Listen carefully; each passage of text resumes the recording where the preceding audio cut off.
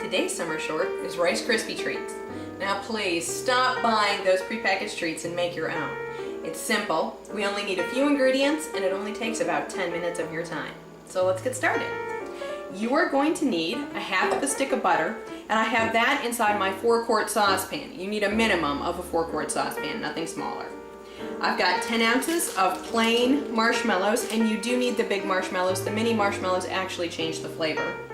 And then about 8 cups of crisp rice cereal.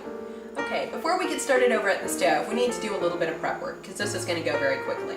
Now I have a 10 by 10 by 2-inch cake pan, and this is what I like to make my Rice Krispie treats in. A long time ago in a galaxy far, far away, I used to grease this with butter, but now I just use the non-stick cooking spray. It's much easier and it's much less mess. Alright, you need to make sure you get everywhere because these are sticky and they will stick. Alright, first things first. We need to get this butter melted before we do anything. Now we're going to melt this over medium-high heat. We don't want it to brown, but we do want it completely melted. Alright, our butter's melted, so we're going to dump in all of these marshmallows. Now we want to stir these around a little bit to coat them with the butter, that way they won't stick so badly to the pan once they start melting. We need to keep these on the heat until they are completely melted and turned into a nice marshmallow sauce. Alright, these are completely melted. We want to make sure we don't have any lumps in here. That's going to cause you to have lumps in your marshmallow lumps in your finished Rice Krispie treats. Alright, let's get this heat turned off. And we need to pour in our crisp rice. Now we want to do this quickly, and you need to make sure you are using a very sturdy spoon. Do not try this with a spatula. It does not work.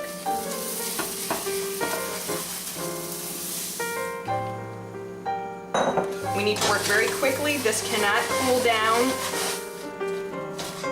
Alright, that's mixed up. Let's go ahead and get this over to our cake pan. Alright, again, working very quickly. We're going to get this into the pan.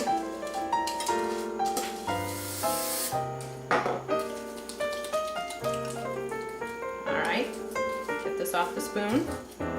This is hot, so you got to work quick. We need to press this down as firmly as we can in the pan. If you don't press it down firmly, your Rice Krispie treats are going to fall apart when you try to eat them.